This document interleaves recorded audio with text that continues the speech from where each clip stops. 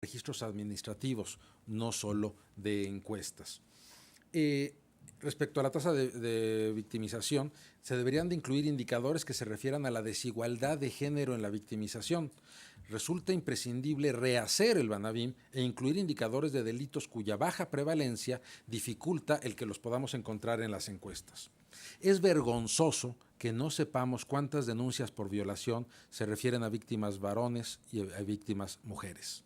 En general, tenemos que rediseñar el sistema de información de procuración e impartición de justicia bajo una perspectiva de género y de rendición de cuentas, de tal manera que permita identificar hechos, denuncias, víctimas, delincuentes y condenas de manera conjunta, cosa que el día de hoy no podemos hacer. Muchas gracias.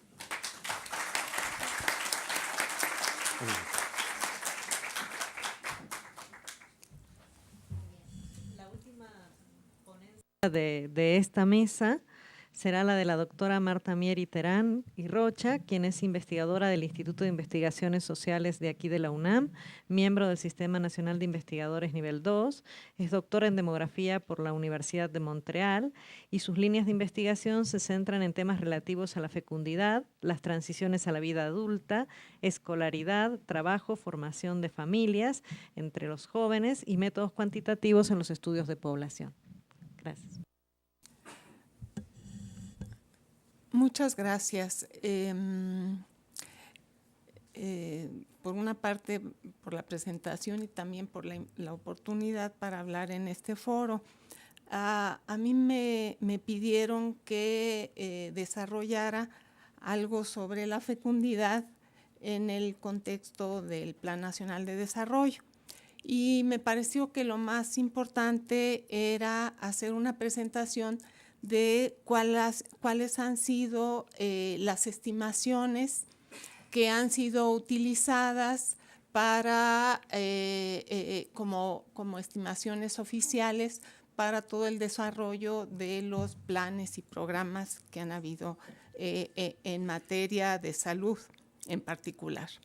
Entonces, como antecedentes, quisiera decir que hasta hace pocos años las estimaciones oficiales de la fecundidad revelaban niveles bajos y un ritmo de descenso muy acentuado con el que se lograría alcanzar el nivel de reemplazo poblacional en la primera década del siglo actual. Desde el sector académico, varios investigadores cuestionaban estas estimaciones oficiales y planteaban que las cifras adolecían de una notable subestimación. Las estimaciones de la fecundidad del Consejo Nacional de Población para las últimas décadas habían tenido como base la información de las historias de embarazos de las encuestas de fecundidad que se han venido levantando de manera regular. Para el periodo 1990-2010 se cuenta con las encuestas nacionales de la dinámica demográfica de 1992, 1997, 2006 y 2009. En años recientes, la existencia de un mayor número de fuentes de información y la mejora en la calidad de las fuentes han permitido obtener nuevas estimaciones que han apoyado los cuestionamientos anteriores sobre el nivel de la fecundidad y el ritmo de descenso de las cifras oficiales. El censo del 2010, al enumerar una población casi 4 millones más numerosa que la de las proyecciones oficiales de 2007, así como la información sobre fecundidad reciente captada en los dos últimos censos de población, los datos del certificado de nacimiento de la Secretaría de Salud y la mejora sensible en el registro de los nacimientos de las estadísticas vitales han proporcionado sustento más sólido al cuestionamiento de los niveles obtenidos a partir de las encuestas de fecundidad.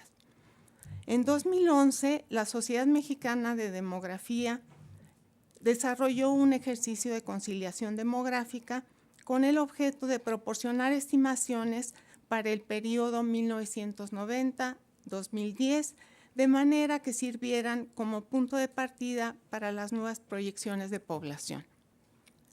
Después, en 2012, el Consejo Nacional de Población elaboró sus propias estimaciones para el periodo 1990-2010, y también elaboró las proyecciones que servirán de base para el Plan Nacional de Desarrollo. En este contexto, conocer el número de nacimientos que ocurrirán en el futuro es indispensable para la elaboración de programas gubernamentales, especialmente en materia de salud y educación. El número de nacimientos es un insumo para el cálculo de índices que permiten evaluar el desempeño en estos campos. En especial, los nacimientos constituyen el denominador de indicadores tan relevantes como la mortalidad infantil y la mortalidad materna, cuya reducción forma parte de los objetivos del milenio.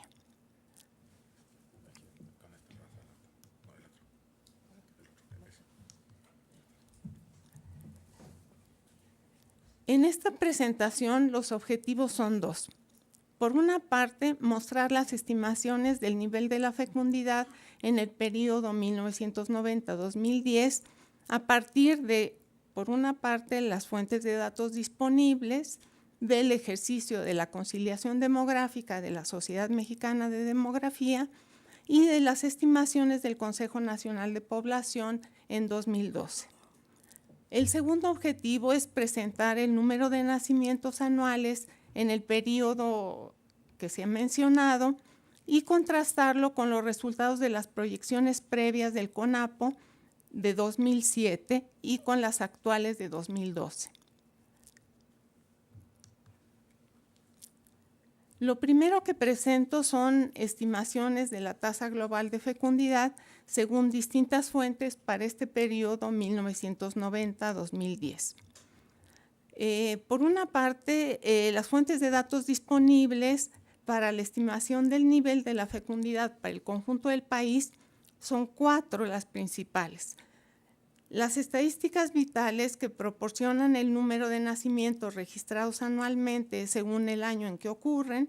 Esta información permite la reconstrucción de una serie de cohortes de nacimientos registradas hasta 4 años después de haber ocurrido, serie que tiene un nivel y una tendencia plausibles en el periodo, como se muestra en la gráfica, es la línea roja. Los censos de población de 2000 y de 2010 proporcionan información sobre la fecundidad reciente con la pregunta sobre la fecha de nacimiento del último hijo nacido vivo. Esta información permite obtener los nacimientos ocurridos y las tasas de fecundidad por edad en los 12 meses anteriores a los censos. El certificado de nacimiento ha sido implementado por la Secretaría de Salud y constituye una nueva fuente de datos para conocer el número de nacimientos anuales. Su operación tuvo inicio en 2008 y su cobertura ha ido en aumento en años recientes. Como también se puede observar en la gráfica, es la línea azul que está en los últimos años. Y por otra parte, de las encuestas nacionales de la dinámica demográfica de 92, 97, 2006 y 2009, se tienen historias de embarazos de las mujeres con las que es posible estimar la fecundidad en los años anteriores al levantamiento. Las encuestas proporcionan elementos fundamentales sobre el proceso de constitución de las descendencias de las mujeres y los factores sociodemográficos vinculados a este proceso. Sin embargo, como es posible observar también en la gráfica, los niveles de la fecundidad que de ella se desprenden suelen estar subestimados en los años inmediatos al levantamiento de las encuestas. Por ejemplo, para la encuesta de 2009 se ve que en los años anteriores a 2008, 2007, 2006, la distancia con las otras estimaciones pues es muy grande. Y así con las encuestas anteriores también es el mismo caso. Y son precisamente estas cifras de las encuestas de fecundidad las que habían servido de base para las estimaciones y las proyecciones del Consejo Nacional de Población, como ahora lo vamos a ver.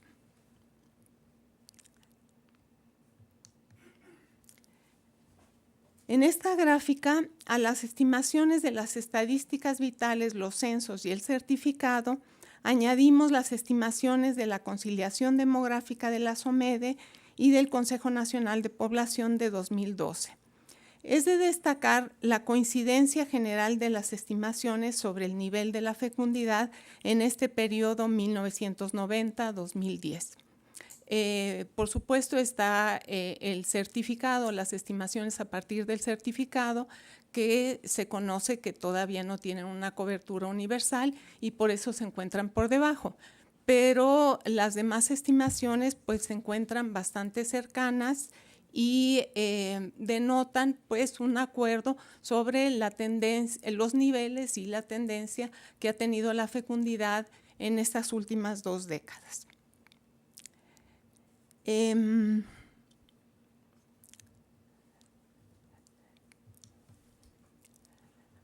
Aquí lo que les presento son las estimaciones que se obtienen del número de nacimientos según el Consejo Nacional de Población y la conciliación demográfica de la SOMEDE.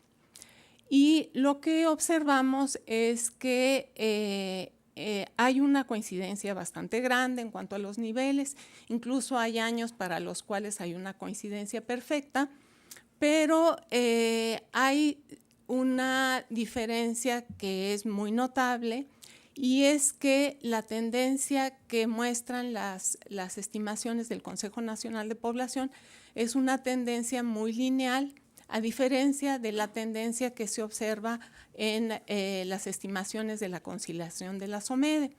Y esta diferencia pues tiene repercusiones muy importantes, en particular en los años más recientes, porque para el año 2010, por ejemplo, la estimación de la conciliación muestra un pequeño aumento en el número de nacimientos, mientras que la estimación del Consejo Nacional de Población propone un continuo descenso. Como ustedes saben, se obtienen el número de nacimientos a partir de las tasas de fecundidad por una parte y por otra parte el número de mujeres en edades reproductivas. Nosotros tenemos que en los últimos 20 años el número de mujeres en edades reproductivas ha seguido aumentando, a diferencia de lo que pasa con los jóvenes, que son generaciones que nacen más recientemente. Las mujeres en edades reproductivas tienen mayor edad, pertenecen a generaciones más antiguas, donde los niveles de fecundidad eran más altos, de manera a que su número sigue aumentando aún en las próximas décadas.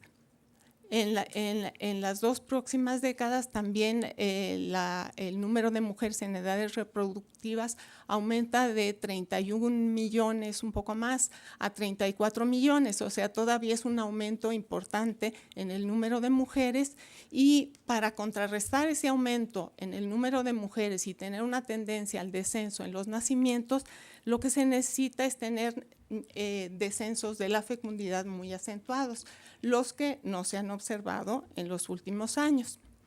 Y aquí en esta gráfica lo que les presento es, por una parte, las estimaciones de la SOMEDE, pues esas están en amarillo, y las otras 2 líneas lo que presentan son las estimaciones del Consejo Nacional de Población.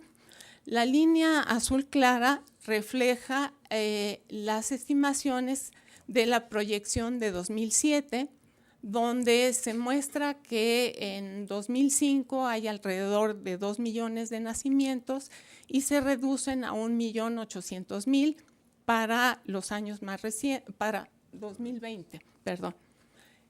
Y una estimación reciente, o sea, una proyección reciente que elaboró CONAPO en 2012, propone un número de nacimientos sustancialmente mayor, donde las diferencias en 2005 son de cerca de 300.000 nacimientos y en 2020 las diferencias llegan a 400.000 nacimientos anuales. O sea, son unas diferencias enormes entre las proyecciones de 2007 y las proyecciones de 2012 que van a afectar todos los indicadores en los que se utilizan los nacimientos como denominador, en particular la mortalidad infantil, la mortalidad materna, porque hay un cambio sustancial en el número de nacimientos. Y por otra parte, las previsiones que se tienen que tomar en materia de salud pues son totalmente distintas a partir de las proyecciones de 2012. Y algo que quisiera yo enfatizar es la importancia de contar con una evaluación sistemática y rigurosa de todas las fuentes de datos, el aprovechamiento de todas las fuentes de datos para elaborar las estimaciones y tener mucho cuidado en la proyección de los niveles de fecundidad, porque son niveles que no tienen un descenso continuo y lineal como el que se ha adoptado en las últimas estimaciones. Muchas gracias.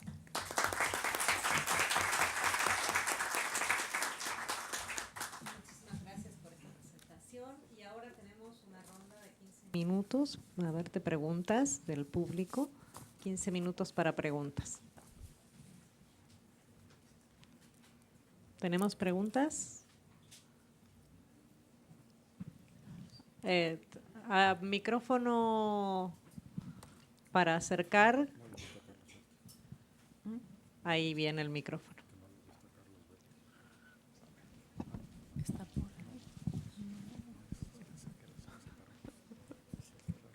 Levanta la mano otra vez, por favor. Gracias. Gracias. Carlos Galindo. Cada vez que discutimos esto de las cifras es sorprendente que no sabemos cuántos maestros hay, cuánto les pagan, las diferencias de nacimientos, las denuncias para el sistema judicial como están, que no sabemos son las víctimas hombres y mujeres. De verdad es sorprendente. Aunque México tiene buena información a nivel general, es sorprendente las lagunas y las fallas que todavía existen en la información básica que debería ser fundamental para el desarrollo del país. Y en las preguntas de la sección anterior preguntaba el doctor que qué clase de mecanismos podríamos tener para que la información fuera utilizada en el desarrollo del país, en la planeación y en la implementación de las políticas públicas. En ese sentido, yo sí les quisiera preguntar si ustedes pudieran platicarnos si han pensado en algunos mecanismos para esto, porque mucha discusión es que lo que la ley no exige no se hace, especialmente en temas de gobierno y de administración pública. Entonces, a mí sí me parece importante que en una segunda parte de esta discusión, en un nuevo foro, en algún nuevo evento, discutir qué clase de mecanismos legales se podrían establecer para que por ley viéramos qué falta de información hay y que la ley mandara a los servidores públicos a utilizar esta información, ¿no? A mí sí me parece importante que ustedes nos platicaran, ustedes cómo ven esta falta de recursos legales para obligar a la administración pública primero a generar esta información y después para utilizarla en la planeación del desarrollo nacional y después en la realización de programas de política pública. Tenemos otra pregunta. Y luego damos la palabra. En la presentación que hizo la profesora Rosario, no me pareció ver información, fue de mortalidad, pero no me pareció ver información referente al suicidio, que pareciera ser que últimamente se ha incrementado en ciertas áreas y en ciertos grupos de edad. ¿Podría un poco hacer algunos comentarios? Muy bien, pasamos a las respuestas. A ver, una pregunta más aquí. Micrófono. Tiene que ver esta meses de salud y obviamente se hizo referencia, por ejemplo, en el caso de Carlos, al diagnóstico más vinculado con el Programa Nacional, lo que se esperaría del Programa Nacional de Salud. Pero estábamos hablando justamente de la ausencia del Programa Nacional de Población entre los programas sectoriales. Entonces, bueno, ahí parecería que hay un traslado, o ¿Qué opinarían ustedes sobre ese punto, ¿no? Sobre decir, bueno, tienes un programa nacional de salud que tendría que cubrir muchas de las cosas que ustedes están marcando, pero tienes idóneo o no tener además un programa nacional de población, y cuál sería su especificidad si lo fuera. Gracias. Entonces comenzamos las respuestas. Marta, si quieres. ¿A la inversa? Como quieran. Sí.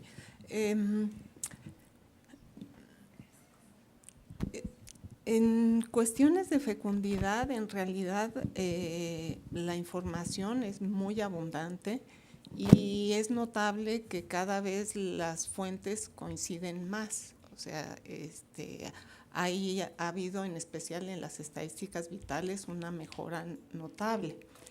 Y bueno, pues es algo a lo cual se le da la bienvenida.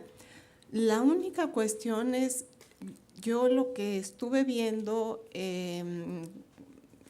no soy especialista en cuestiones de salud, pero para hacer la presentación de ahora estuve entrando a las páginas de la Secretaría de Salud y de la Secretaría de Educación Pública, y pareciera que cada una de las secretarías buscara tener su propia información y ni siquiera recurrir en muchas cuestiones a la información que produce el INEGI.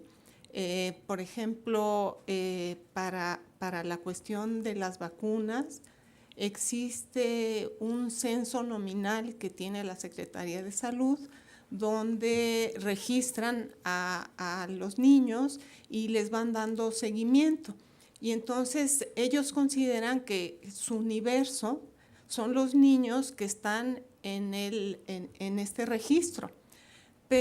Y en función de eso hacen un seguimiento muy acertado, porque sinceramente lo hacen muy bien, o sea, estar viendo si hay aplicación oportuna de las vacunas, cuáles son las vacunas que no se aplican, en dónde están los niños que no se aplican las vacunas. O sea, en principio la idea es muy buena. La única cuestión es que no hacen un contraste de ese censo que tiene nominal con las estadísticas del INEGI. Cuando uno ve el número de niños que están en el censo nominal, pues son poquísimos, o sea, son como 2/3 partes de los niños. Hay una 1/3 parte de los niños que no está en ese censo nominal. Y es muy serio que todas las evaluaciones en cuanto a vacunación estén siendo realizadas en función de esa población que ellos tienen más o menos controlada. Incluso vi los resultados de la ENSANUT y ellos encuentran que de los niños, los que tenían en los hogares su cartilla de vacunación era solamente el 61%. Creo que el 90 y tantos decía que sí tenía cartilla, pero no le enseñaba. Y solamente el 61% sí le enseñaba. Y sobre ese 61% es que estaban haciendo todas las evaluaciones de las campañas de vacunación.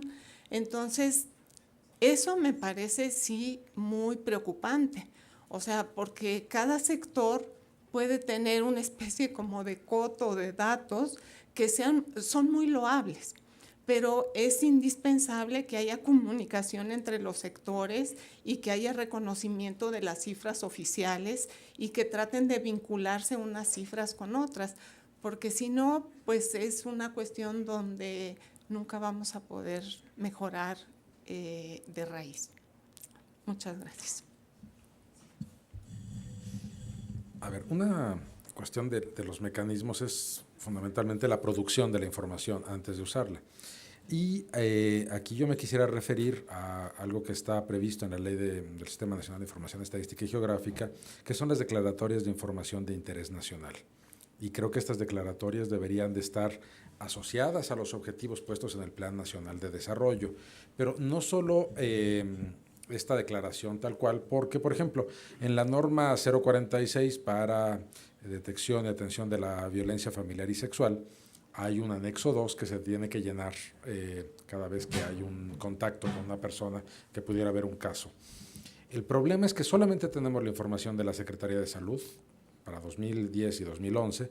No sabemos nada del IMSS, no sabemos nada del ISSSTE, y si les dijera del sector privado, pues estaríamos soñando. Pero el problema es que establece ahí lo que hay que producir de información. Entre paréntesis, solamente en 38% de los casos de violencia familiar se dio aviso al Ministerio Público. Es similar este nivel de aviso para los casos de lesiones autoinfligidas. Hay toda una serie de cuestiones que hemos visto en otros lados. Pero el problema es que la norma no establece la obligatoriedad, pero no establece ningún castigo.